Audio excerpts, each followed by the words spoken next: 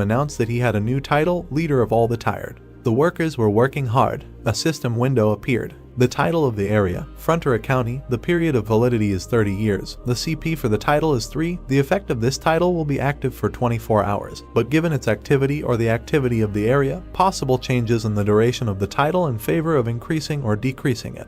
The weather was clear above the buildings. System notification. The effect of the title is a chance for the agricultural lands of the northern mountains will increase the percentage of harvest by 300%, an increase of 200%. Lloyd took a chess piece, said that everything had become a little confusing. The protagonist sat next to the chessboard, putting a piece on it. The young gentleman moved to another seat, thoughtfully looking in front of him. The young gentleman moved the chess piece, asking how he liked it and what he intended to do. The brown-haired man again moved to another chair, saying that he was starting to go crazy. Xavier watched the distraught protagonist in bewilderment, asking what was funny to him. The main character said that he was having a great time and he liked it so much and it was so exciting that anything would do but work. The knight closed his eyes and nodded. He noted that it was the first time he had seen him play since that day. The main character asked what else he could do, adding that Mr. Bayern was doing a great job as a manager. The brown-haired man grinned slightly as he moved a chess piece. He noted that after the pay raise, the soldiers were working with even more enthusiasm and everything was going smoothly, after which, the protagonist's eyes widened in surprise. He remembered the man telling him that he should remember. The man was sitting by the open window, saying that when he thought everything was going well. The brunette looked outside, noting that he should at least once make sure that this was really the case. The man added that he should.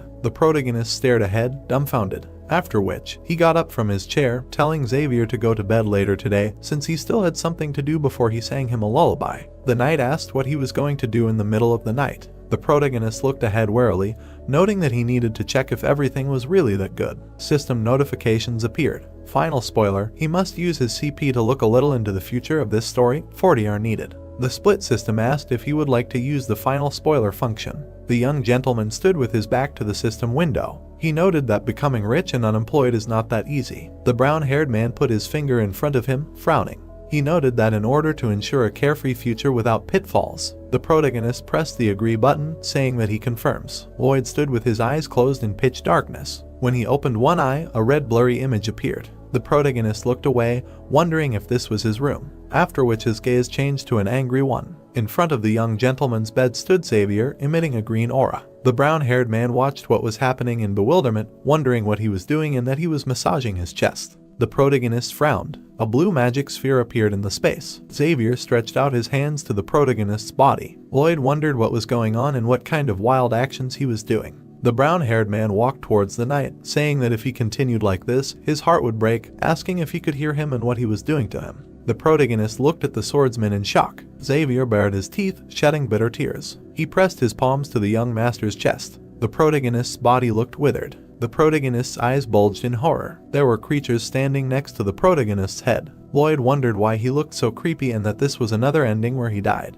The exhausted protagonist looked at the knight, telling him to stop because he already knew that there was no more hope. Xavier continued to shed tears and emit a green aura, pressing his palms to his body. Lloyd told him to live and burn everything. The protagonist watched in confusion, wondering what to burn. Xavier fell to his knees, holding the protagonist's hand. The protagonist slightly opened his mouth, saying that he was not really a count. The knight closed his eyes, saying that he was a hero for protecting his second home. The young master looked at the crying knight. The swordsman added that he saved so many refugees. He continued to squeeze the exhausted protagonist's hand, noting that this is how he will tell the whole world about him. Lloyd looked at the ceiling with an indifferent look. He slightly opened his mouth, breathing heavily. Then a white light illuminated the protagonist's face as he died. The animals shed their bitter tears, standing next to the head of the young master. They gradually began to dissolve in the air, after which the animals disappeared after the death of the protagonist. Lloyd watched the scene with horror. He frowned, noting that he had already seen his death before,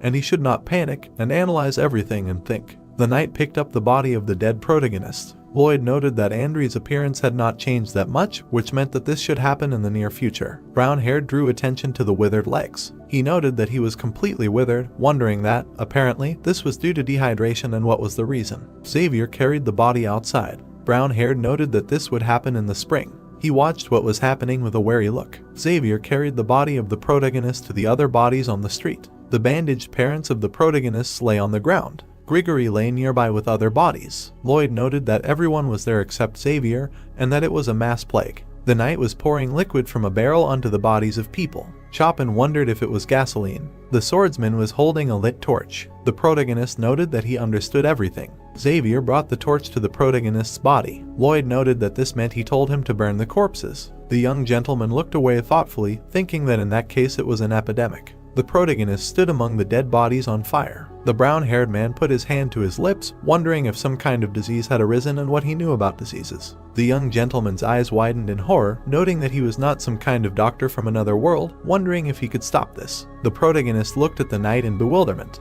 The swordsman told Mr. Lloyd, adding that whoever asked him, those were his last words. Xavier stood next to the burning body. He noted that when his remains were completely burned, he wanted him to say so. The swordsman looked at the burned body with a cold gaze, telling him to remember the word void. The protagonist's eyes widened in surprise, after which he exited the future. He wondered what this word void was and what kind of last words were they. The young master looked away thoughtfully, wondering what this encrypted message was for. He noted that the Lloyd who had just died had already seen what happened in the final spoiler. The protagonist remembered his body being burned. He wondered if this was a message for him, who decided to look into the future, and what if he gave this hint because he knew about the disease and how to prevent it from spreading.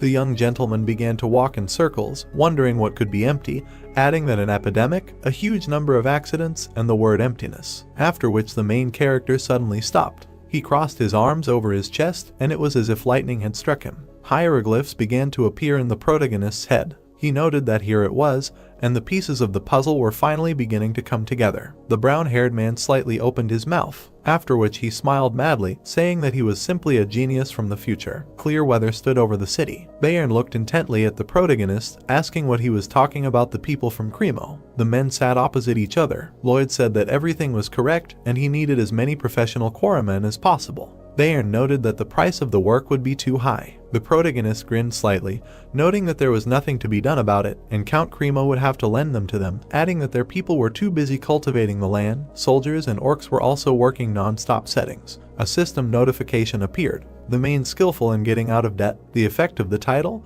He had reached the highest level of financial credit, the ability to access investment funds with the lowest interest rate and the most favorable conditions. The protagonist noted that thanks to this title, he should not have any problems, but imagining that he could be in debt again hurts a little. The protagonist looked away dejectedly. The assistant asked how large-scale the project was expected to be. The protagonist noted that it was probably as large as the gold mine complex. The young gentleman looked at the assistant with a serious look, saying that this project would affect the entire county. He noted that this time he was confronting an epidemic and its name was cholera. The young gentleman began to shake his hand from side to side, saying that they would need underground tunnels that went this way and that. Lloyd noted that he did not have much knowledge of medicine. He looked at his assistant with a confident grin, saying that they needed a channel for removing human excrement. This meant that they would be installing a sewer. The main character noted that medicine was not the only way for humanity to overcome disease. The protagonist noted that the word emptiness meant the Austrian Vienna. The protagonist imagined a huge city. He noted that with the advent of the Industrial Revolution, the population of Vienna began to increase rapidly, but at that time the city had big problems with sewage. The protagonist imagined pink excrement falling into the water. He noted that the excrement of a huge number of people ended up in the Danube River. The protagonist imagined pink waste that dissolved in water. He noted that under normal conditions, all waste was carried away by the current and decomposed naturally thanks to microorganisms. Lloyd imagined the city being covered in snow, stating that however, a sudden freeze that hit the city had caused a huge disaster. The young gentleman imagined the angry waste. He noted that since the river was frozen, human waste remained on the surface, constantly freezing and melting, eventually polluting the groundwater. The protagonist imagined the developing bacteria. He noted that this was how cholera began. The young gentleman stood at the top, thinking that with the incredibly increased population and waste that was flowing into the Prona River, if there was a sudden cold snap in the next year or two that would freeze the river in their county, it would become the new Vienna. The brown-haired man grabbed his head, saying that whenever he relaxed a little, more work was always thrown at him. The protagonist slightly opened his mouth, saying that he just had to wait. He smiled maliciously and noted that even if it were the devil himself, and not some disease, he would not allow anyone or anything to stop him from enjoying life. The protagonist noted that even the devil could not stop him. Lloyd lay on the bed with an exhausted look, thinking that he was overcome with horror from the realization that he himself had taken on another huge debt. The young gentleman slightly opened his mouth, thinking that it would be great if the hired workers only needed to be paid a salary, but if he added to this the cost of their accommodation and transportation, then. The brown-haired man clutched his shirt in his hand and closed his eyes. He noted that the toxin called other people's money was eating him alive. White clouds floated over the mountains. The red-haired orc looked away with curiosity. Greg was standing next to a girl near the building. The sergeant told the girl that he picked the flower because he thought it was beautiful, but compared to her, his beauty paled. The long-haired girl said that he was naughty. The sergeant looked at the girl with a slight smile, saying that the day she came to their county, he realized that his heart could burn brighter than the burning and sparkling sun in the sky. The brunette closed her eyes and smiled widely, saying that he was so funny and that it sounded so strange. Greg noted that he was not so easy to stop. The orc widened his eyes in bewilderment. The girl smiled sheepishly, looking at the man. Greg closed his eyes and smiled widely. The red-haired orc bared his teeth in rage. The sergeant looked behind him at the soldier and then at the girl. The soldier told Greg that Mr. Bayern was looking for him. The sergeant said that he heard him and to tell him that he was on his way. Greg told the girl that he had to go to work. The brunette told him to come back quickly. The man looked back at the orc when he called out to him. The orc looked at the man angrily. After that, he began to shake with rage. The orc asked the man how he could do such a thing. Greg asked what he had done wrong. The red-haired orc opened his mouth wide with rage, asking how dare he behave like that since he had Emily. Greg looked at the orc in bewilderment, asking what he was talking about. The sergeant slightly opened his mouth, asking what he meant by having Emily. The orc's eyes bulged with rage. After that, he swung his fist at the man, saying that he was a bastard. The sergeant hit the orc in the face, causing him to fall to the ground. The red-haired orc looked at the sergeant in bewilderment. The brown-haired man clenched his fists, emitting a blue aura. He said that he would not be able to defeat him with half-strength blows. The protagonist noted that everything was correct. The soldiers of Frontera County, after so many hours of work and training, could control the power of mana, and each of them was able to defeat up to 10 opponents at a time. The men emitted a blue aura when they worked. Lloyd noted that they most often used their strength in construction. The orc brought his hand to his cheek, after which he rose to his feet and took a fighting stance, emitting a red aura. The man moved his legs to the sides, emitting a blue aura. The man stood in combat readiness. The orc spread his arms to the sides, preparing for battle. The sergeant stared intently ahead with his arms outstretched. The orc jumped off his seat, heading towards Greg. Suddenly Bayern appeared from the side of Greg, saying that he was too slow. The boys stood motionless after Bayern appeared.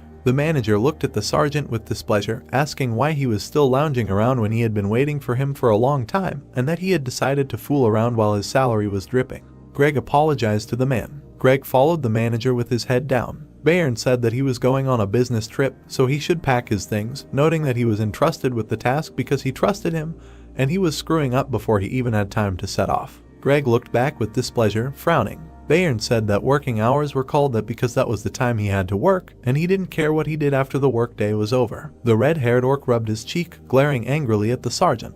The boys turned their backs to each other, glaring at each other. The bright sun illuminated the estate. Bayern and Greg were standing near a horse in the stable. The sergeant asked if they were going to come all the way to Cremo just to ask for backup. Bayern said that was true, and Mr. Lloyd said that he was planning on starting a large-scale project that would affect lives. Greg looked at the manager in confusion. Bayern looked at the sergeant, raising his eyebrows. The sergeant said that he didn't think that was necessary. The protagonist slumped in his chair, throwing his head back. The system announced that his accomplishments and the compliments he had collected were giving a combined effect. The protagonist looked at the system window with a weary look, asking what other effect. The system announced that he had punished the traitor of this county and paid off his debt. Greg walked down the road, pointing his finger to the side. The system announced that he had not driven away the refugees and had given them shelter. Men were walking behind the sergeant. The system announced that he had come face to face with a huge disaster and emerged victorious. The workers were watching Greg closely. Crowds of men were walking on the ground. The protagonist looked at the system window in bewilderment. The system announced that the residents and refugees of the county would like to repay him for the help he had given them. The young gentleman squinted at the system window, asking what kind of help and how they were going to repay him. A system notification appeared. The combined effect of the title, "People Who Want to Repay Him," has been activated. The young gentleman looked back in surprise. Then he walked to the window. The protagonist opened the window slightly, looking out onto the street. Crowds of men had gathered in front of the estate, raising their fists in the air. The men were shouting at Mr. Lloyd to give them more work, because they would do everything for him, and it was okay even if they did not have a salary. The main thing was that he allowed them to help him, and they would work for free. The men smiled widely, shouting that it was all for Mr. Lloyd. The protagonist looked at the workers in shock as they continued to shout. Then he pressed his lips together. The protagonist opened his mouth wide, shouting for them to be quiet.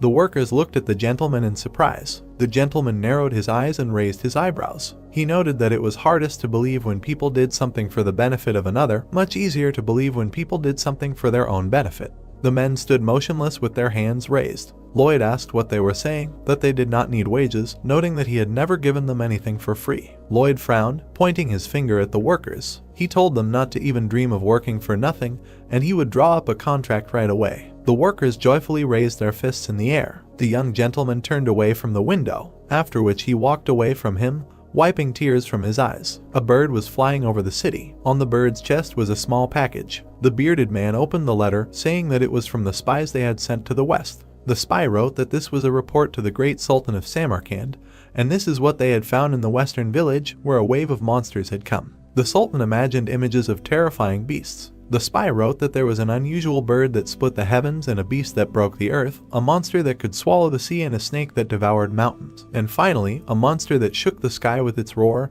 and they were all being raised in those lands. The Sultan looked at the letter with a menacing look, imagining images of people and orcs. The spy wrote that the workers of that village were able to deal with orcs with their bare hands, and the elderly clerks moved faster than the wind. Even the powerful white cavalry began to swing shovels instead of spears. The elves and orcs also used their powers to build buildings, and even if not in combat mode, they were so powerful. The Sultan imagined a huge army with swords. The spy wrote that then, it was difficult to imagine what they could become in the event of a war. The bearded man stood motionless, looking at the letter, after which he frowned as sweat ran down his face. He wondered what was wrong with this place. White clouds floated above the forest. Diego sat on a rock, watching the men fight each other. He said that they were pathetic creatures, asking